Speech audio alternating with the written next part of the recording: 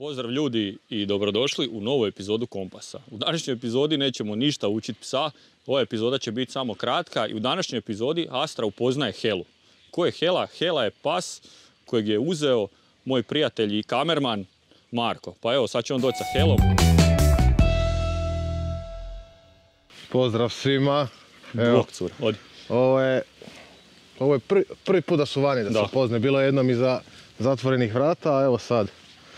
Hela ima 3 mjeseca, udomljena je iz azila, ništa ne sluša, a vidjet ćemo sad kako će reagirati na Astru. Kao što vidite, ok, odradili smo prvo jedno snimanje, pa su i psi mirniji ili sve, ali po video neće biti dugačak. Ali jedna stvar koja je dosta bitna kod tog cijelog upoznavanja, ako već upoznajete 2 psa, bilo bi idealno i želite da budu dobri, da se igraju i ne znam šta. Ono što bi bilo idealno, a što nije problem i možete napraviti je da ih upoznate negdje na nekakvom neutralnom terenu. Znači nemojte odmah dovesti psa u dvorište od nekog drugog psa, psi su dosta teritorijalni, možda će se drugačije ponašati, braniti svoj teritorij, može doći do nekog neželjenog ekscesa koji će vam onda kasnije stvarati probleme koje ćete morati rješavati. Znači uzmite ih oboje, nek budu na povodnicima, prošetajte ih po ulici 5-10 minuta i onda ih kasnije lagano uvedite u dvorište i neće biti ništa.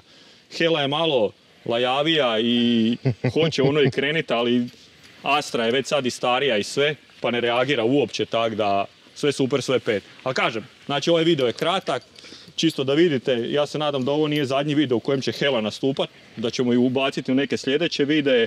A možda kad ju naučimo nešto. Možda kad ju nešto i naučimo, ali nije već sad sluša, dobra je, odlična, evo sama je sjela, zna da treba sjesti.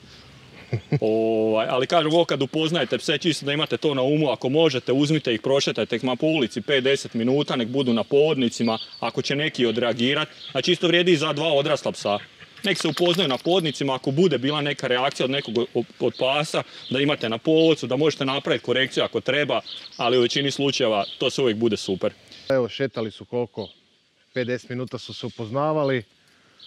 Eto, vidite, ono što je Zoran rekao, ona lajava, hrabra, ali ništa od toga. Astra ju ne doživljava, to je to. Da. Mislim, psi će uvijek prepoznat, to je štene. Ako pas je normalno odgojen i sve, mislim, oni je osjete, nema šta, ne osjeća nikakvu prijetnju, opasnost, može jedino leći i slušati u kak laje. Evo, toliko i to je o tome, to. Toliko o tome koliko je Astra doživljava.